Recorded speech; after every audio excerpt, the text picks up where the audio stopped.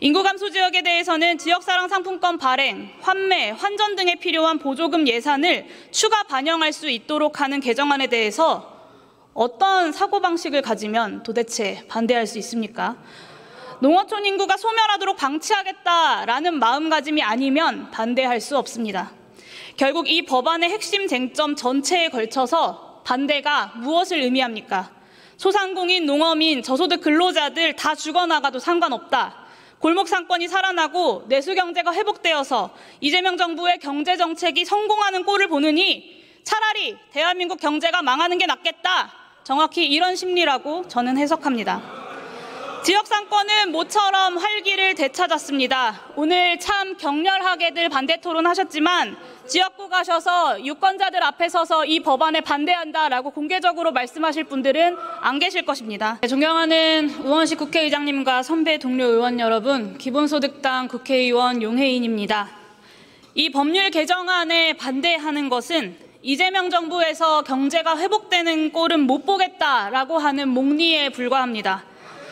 소비 쿠폰의 효과가 곳곳에서 확인되고 있습니다. 소비 쿠폰 지급 첫 주 전국 소상공인 매출이 전주 대비 2.2% 증가했고 슈퍼마켓 10곳 중 9곳의 매출이 증가했습니다.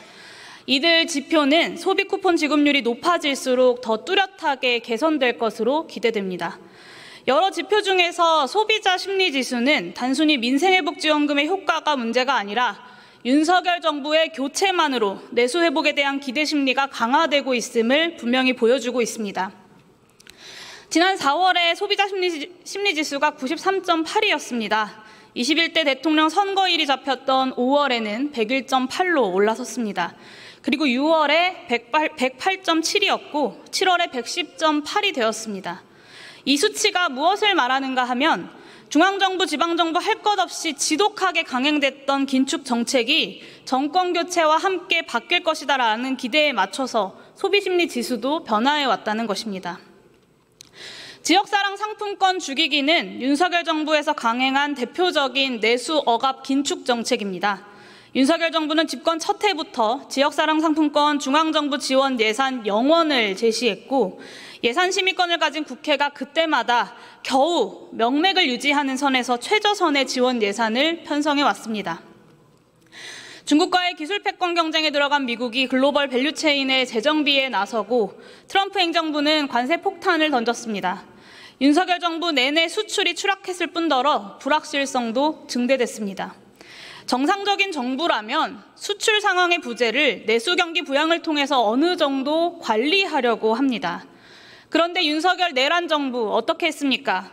그나마 재정 여력이 있는 지자체가 보편 복지를 할라치면 보통교부세 배분해서 페널티를 부과했습니다. 지역사랑 상품권 지원 예산을 0원으로 편성했습니다.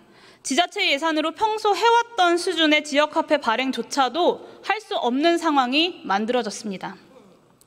부자 감세로 인해서 내국세가 줄어들자 내국세의 19.24%를 재원으로 하는 보통교부세가 줄어들었습니다. 예산 편성되어 있는 보통교부세를 추경도 하지 않고 세수 펑크난 액수에 맞춰서 당해년도에 2년 연속 감액해버렸습니다. 지방세마저도 줄어든 지자체가 어떻게 지역화폐 발행 예산을 감당할 수 있었겠습니까? 지금 골목상권 살리기와 내수 회복은 범국가적인 과제입니다. 국가적인 과제를 수행하는 데 필요한 재정의 일부를 국가가 부담하는 것은 너무나 당연한 일입니다. 그렇다면 지역사랑 상품권 운영에 대한 행정적, 재정적 지원 의무를 재량 규정에서 의무 규정으로 바꾸는 이 개정안에는 어떻게 반대할 수 있습니까? 골목 상권이 살아나고 내수가 회복되는 것에 반대하는 것이 아니면 반대할 수 없습니다.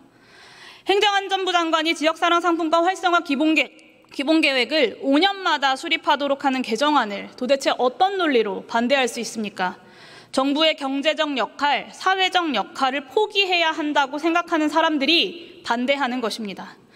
저는 그런 분들이 왜 국정 운영의 한 축인 국회의원은 하시겠다고 하시는지 이해할 수가 없습니다. 인구 감소 지역에 대해서는 지역사랑 상품권 발행, 환매, 환전 등에 필요한 보조금 예산을 추가 반영할 수 있도록 하는 개정안에 대해서 어떤 사고방식을 가지면 도대체 반대할 수 있습니까?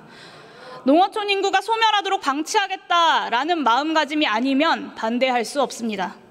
결국 이 법안의 핵심 쟁점 전체에 걸쳐서 반대가 무엇을 의미합니까?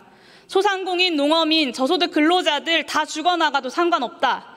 골목 상권이 살아나고 내수 경제가 회복되어서 이재명 정부의 경제 정책이 성공하는 꼴을 보느니 차라리 대한민국 경제가 망하는 게 낫겠다. 정확히 이런 심리라고 저는 해석합니다. 지역 상권은 모처럼 활기를 되찾았습니다. 오늘 참 격렬하게들 반대 토론하셨지만 지역구 가셔서 유권자들 앞에 서서 이 법안에 반대한다라고 공개적으로 말씀하실 분들은 안 계실 것입니다. 다른 당이 하는 일이라고 옳은 일도 방해하고 보는 일은 부디 중단해 주시고 민생을 살려달라고 외치는 국민들의 목소리를 경청해 주십시오. 이상입니다. 감사합니다.